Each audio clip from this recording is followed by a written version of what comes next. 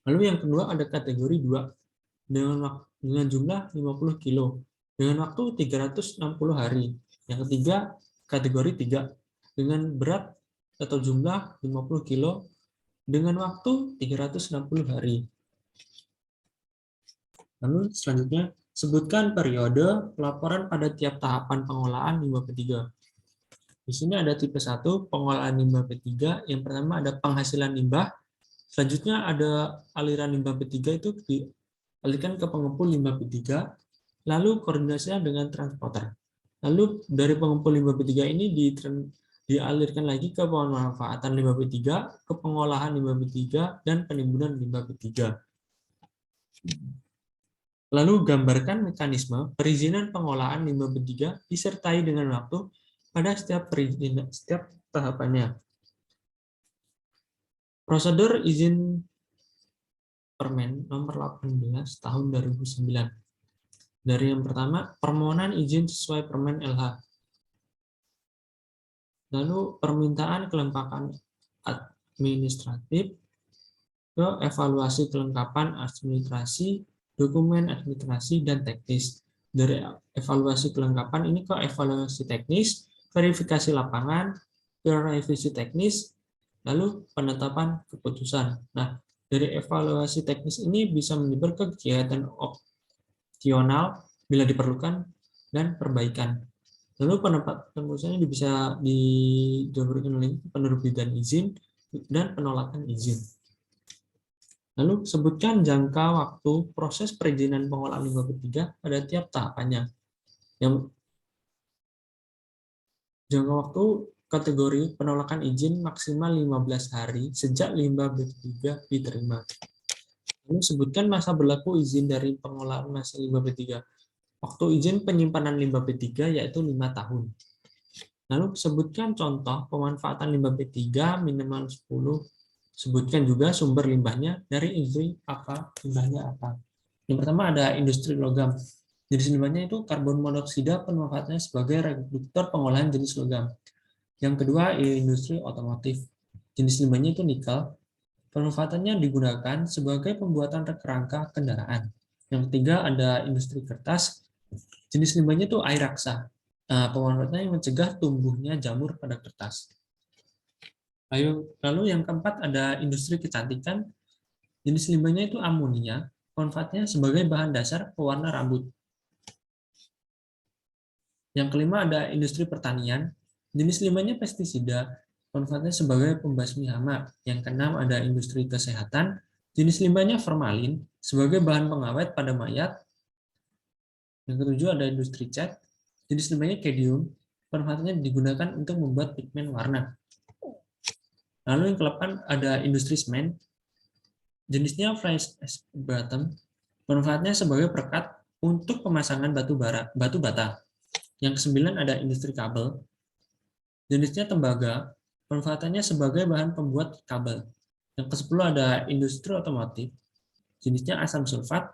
Manfaatannya sebagai bahan pengisi aki basah. Lalu yang terakhir, sebutkan fasilitas pengangkut limbah P3 berdasarkan kategori dan sumbernya. Fasilitas pengangkutan limbah P3 berdasarkan kategori dan sumbernya. Alat angkut dan fasilitas pengangkut meliputi wadah penutup disesuaikan dengan limbah B3 yang diangkut. Yang pertama ada wajib menggunakan alat angkut tertutup untuk limbah B3 kategori 1. Yang kedua dapat menggunakan alat angkut terbuka untuk limbah B3 kategori 2. Informasi yang harus ada pada kendaraan pengangkut yaitu harus terdapat simbol dan label limbah B3 yang bertujuan agar mengetahui sifat bahaya pada limbah yang diangkut seperti reaktif infeksius. Sekian yang dapat saya sampaikan. Kurang lebihnya saya mohon maaf. Wabillahi taufiq wal hidayah. Wassalamualaikum warahmatullahi wabarakatuh.